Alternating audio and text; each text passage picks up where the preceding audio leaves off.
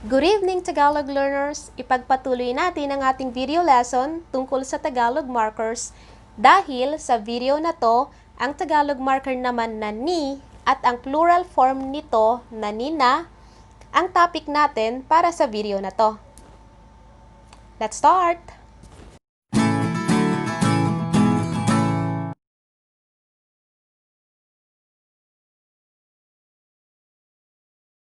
The Tagalog marker ni and its plural form nina is used with intensified adjectives. Mabait si Ana. Mabait si Ana. Ngayon yung ating intensified adjective. Ang bait ni Ana. Ang bait ni Ana. Kung napansin nyo, this is just a review, guys. Kasi natakal na natin yung Tagalog marker C. Ito yung isa sa mga Tagalog markers na videos natin. So, kung hindi nyo pa yan napanood, click nyo yung pinned comment sa ibaba. Panoorin nyo itong video na to. Tapos, panoorin nyo yung Tagalog video lesson about si and sina para maintindihan nyo lalo kung paano gamitin naman yung si at sina. So, balik tayo sa ating halimbawa. Mabait si Ana. Mabait si Ana. Mabait si Ana. Ang bait ni Ana. Mabait si Ana. Ang bait ni Ana. Guwapo si Jake or pogi si Jake. Ngayon, with our intensified adjective, ang guwapo ni Jake. Ang guwapo ni Jake or ang pogi ni Jake. Jake is so handsome. Bastos si Ricky. Bastos si Ricky. Bastos means rude. Now, with our Tagalog marker ni, ang bastos ni Ricky. Ang bastos ni Ricky. Ricky is so rude. Our adjective naman this time is maingay, which means noisy. Maingay si Auntie. Maingay si Auntie. Intensified. Ang ingay ni Auntie. Ang ingay ni Auntie. Also, did you guys notice na kapag intensified na yung adjectives, yung Tagalog prefix na ma ay wala na? Maingay si Auntie. Ang ingay ni Auntie. Ang ingay ni Auntie. Napansin nyo?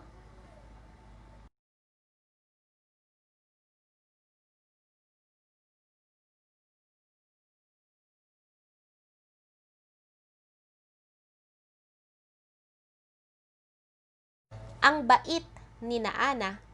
Ang bait ni Ana. So, ito na yung ating plural form, which is Nina. So, not only that Ana is nice, but whoever is with Ana is also nice. Let's say, Ana is with Angel, or there is a third person like, let's say, Karen. So, instead of saying all the names like ang bait ni Ana, Karen, at Angel, you could just say ang bait ni Ana. So you don't have to mention all the names. Ang bait ni Ana, or ang bait ni Karen, ang bait ni Angel, ang pogi ni Jake, ang pogi ni Jake, or ang guwapo ni Jake. So it's not only Jake that is handsome, but whoever is with Jake is also handsome. Let's say Jake and Ricky. So, instead of saying ang guwapo or ang pogi ni Jake at Ricky, you could just say one name. Like, for example, Jake. Ang guwapo ni Jake or ang pogi ni Jake.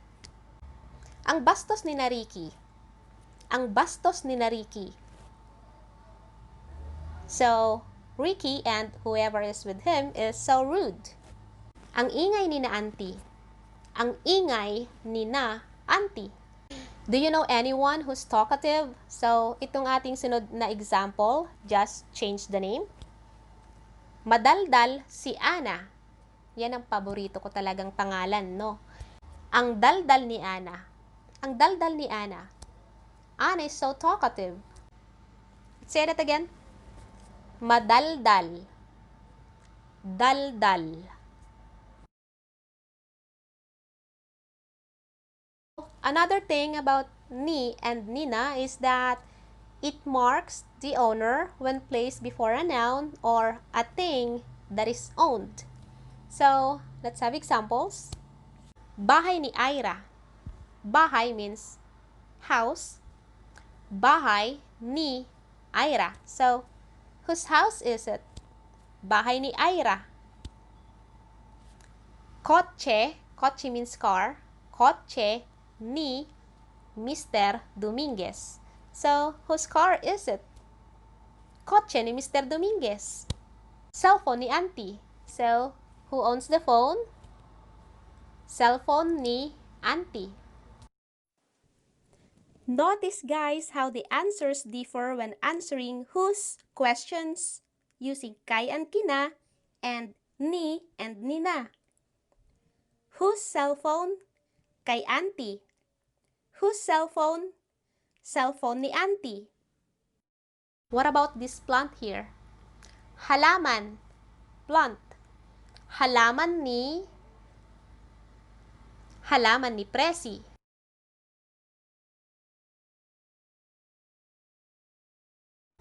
Halaman ni Presi yan.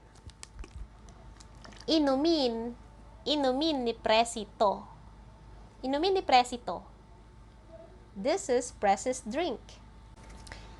Lotion ni Presi ito. Lotion ni Presi ito or to. Remember the house here from our previous video? Kay and kina. Bahay ni Auntie yan. Bahay ni Auntie yan. Now let's have examples with Nina. Cellphone Nina Ira. Cellphone Nina Ira. Lotion Nina Presi. With the halaman, let's say that it's not only Presi's plant or halaman, but it's also Mudras and Pudras plant. Halaman Nina, well, you could just say one name. Halaman Nina Presi. Instead of saying halaman ni na Presi, Mudra at Pudra. Halaman ni na Mudra. Halaman ni na Pudra. Auntie's house. Bahay ni na Auntie. Since it's not only my auntie's house, my uncle is there and my cousins. Bahay ni na Auntie. Tatay ni Ira. Tatay ni Ira. Tatay ni na Ira. Well, since Ira has 3 or 4 siblings, tatay ni na Ira. Nanay ni Ira. Nanay ni Ira. Ira's mom. Who's that woman? Nanay ni Ira. Who's that man? Tatay ni Ira. Who's that guy? Kuya ni Ira. Kuya ni Ira. Ira's older brother. Who's that woman? Nanay ni na Ira. Nanay ni na Ira. That means Ira's mom and her siblings. Who's that guy? Kuya ni na Ira. Kuya ni na Ira. So, it's Ira's older brother and her siblings. Pinsan means cousin. Pinsan ni Mark. Girlfriend ni Jake. Boss. Boss ni Ricky. Teacher or guro means teacher. Teacher ni Ramon. So, i-expand natin yung ating example. Tatay ni Ira si Mr. Dominguez. Tatay ni Ira si Mr. Dominguez. Now, let's use Nina. Tatay ni na Ira si Mr. Dominguez.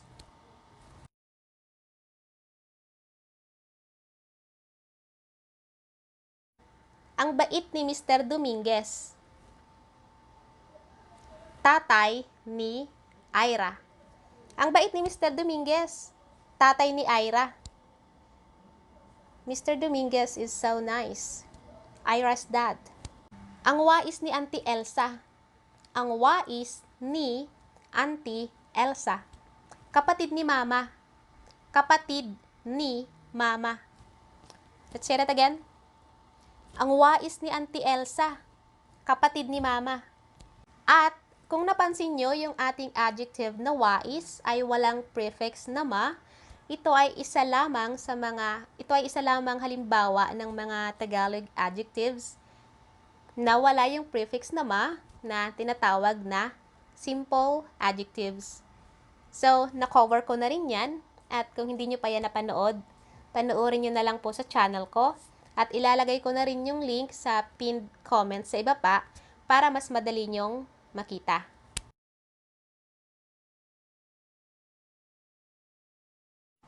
Pinsan means cousin. Halimbawa, siya si Karen, pinsan ni Mark. She's Karen, Mark's cousin. Boss ni Ricky. Siya si Mr. Yap, boss ni Ricky. He's Mr. Yap, Ricky's boss. Who's that? Siya si Iska, teacher ni Ramon. Siya si Iska, teacher ni Ramon or guro ni Ramon. Let's have more examples, guys, but this time using nyanina when asking questions. Sino ang tatay ni Ira? Sino ang tatay ni Ira? Si Mr. Dominguez ang tatay ni Ira. Si Mr. Dominguez ang tatay ni Ira. Sino ang nanay ni Karen? Sino ang nanay ni Karen? Si Auntie Elsa ang nanay ni Karen.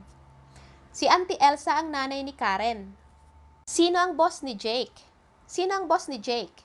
Si Mr. Yap ang boss ni Jake. Si Mr. Yap ang boss ni Jake. Sino ang teacher or guro? Sino ang teacher ni Ramon? Or sino ang guro ni Ramon? Si Iska ang guro or si Iska ang teacher ni Ramon. Si Iska ang teacher ni Ramon or si Iska ang guro ni Ramon. Ano ang kinain ni Ana? Ano ang kinain ni Ana? What did Ana eat? Kinain ni Ana ang mansanas. Kinain ni Ana ang mansanas. Ano ang ininom ni Presi? Ininom ni Presi ang Gatorade. Ininom ni Presi ang Gatorade. Or, let's say this is tubig. Ininom ni Presi ang tubig.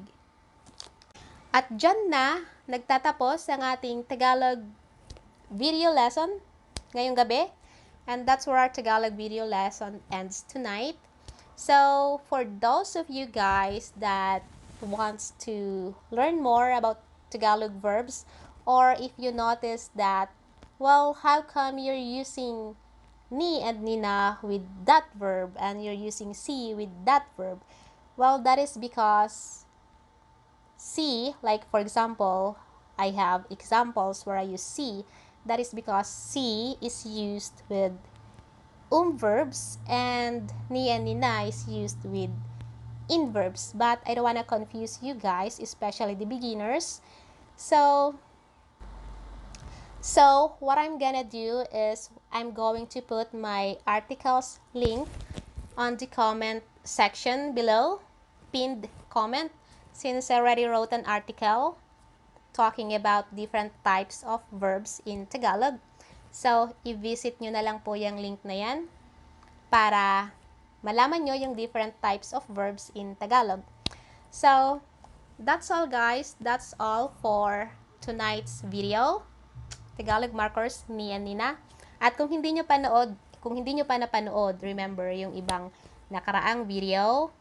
So, just go visit my channel or just click any of my videos that will come or that will be displayed after this. That's all guys. Until next time. Babush! Also, salamat po. Facebook page is now over 10,000 likes and followers, and shout out to Learn Swahili with Connie.